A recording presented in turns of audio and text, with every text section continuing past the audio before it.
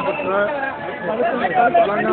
அலங்காநல்லூர் ஜல்லிக்கட்டு என்பது தமிழர்களுடைய பாரம்பரியமான விளையாட்டை உறுதி செய்தது அலங்காநல்லூர். அதே போல பாலமேடு, அவனியாபுரம். மாண்புமிகு தமிழ்நாடு முதலமைச்சர் அவர்கள் தமிழர்கள் மீதும் தமிழ் மக்கள் மீதும் எந்த அளவிற்கு அந்த உணர்வோடு இந்த ஜல்லிக்கட்டை சிறப்பாக நடத்த வேண்டும் என்று மாவட்ட நிர்வாகத்திற்கு உத்தரவு வழங்கியின் பேரில் மாவட்டத்தினுடைய ஆட்சியர் தலைமையில் இந்த 3 ஜல்லிக்கட்டும் சிறப்பாக நடைபெற்றது. அதே நேரத்தில் அவர்களுக்கு உறுதுணையாக இருந்த மாவட்ட நிர்வாகம், மாநகராட்சி நிர்வாகம், அதே போல வருவாய்த்துறை, நம்மளுடைய மக்கள் நல்வாழ்வுத்துறை, கால்நடைத்துறை,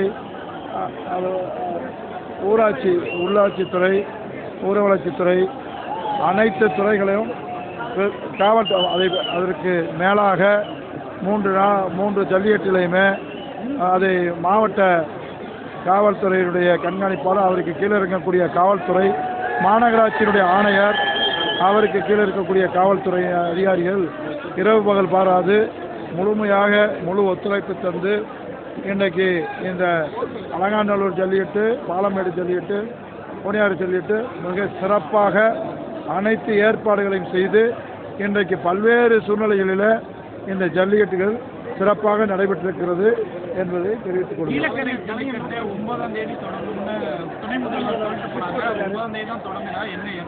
9ஆம் தேதி ஏனென்று சொன்னால் அதற்கென்று கட்டணம் நிர்ணயிக்கக்கூடிய கொஞ்சம் பணிகளெல்லாம் நிறைவு பெற்று 9ஆம் தேதி நடத்துவதற்காக இன்றைக்கு மாவட்ட ஆட்சியரிடத்திலே அதற்கு மனு செய்திருக்கிறோம்.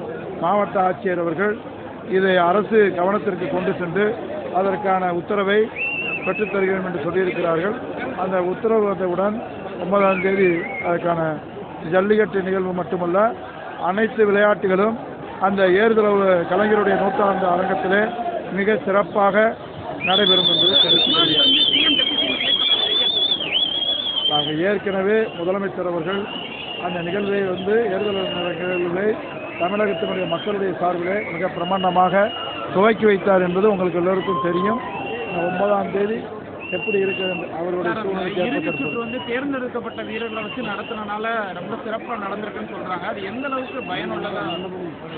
அதாவது கடந்த ஆண்டுகளிலும் சிறப்பாகத்தான் நடைபெற்றுச்சு. இதில் எந்த விதமான ஒரு சிறு தவறும் செய்ய முடியாது. ஏனென்று சொன்னால் வீடியோ பதிவாகுது, பத்திரிகை துறை தொலைக்காட்சி நண்பர்களுடைய நேரடி பார்வையில் தான் இந்த ஜல்லிக்கட்டும் நடைபெறுகிறது.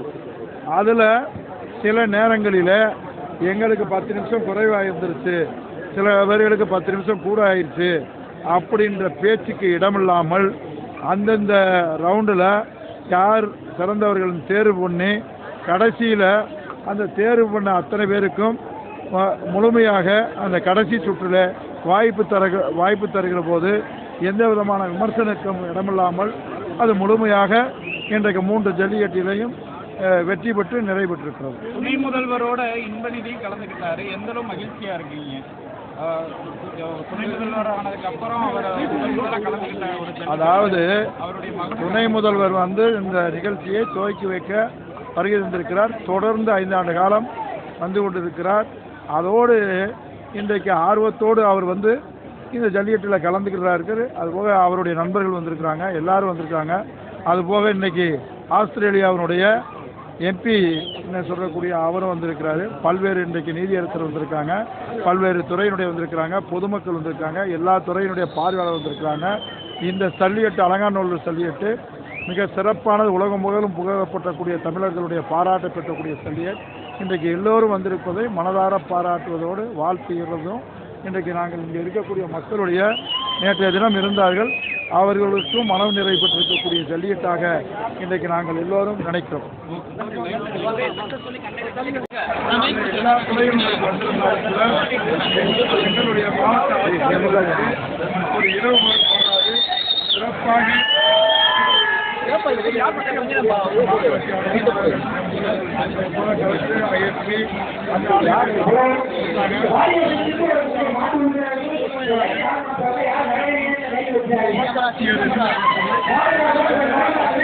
சார் இன்சூரன்ஸ் கேட்கலாம், மாட்டு இன்சூரன்ஸ் கேட்கலாம் சார்.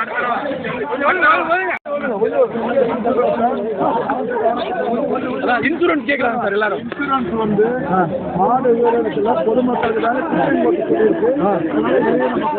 சரிங்க.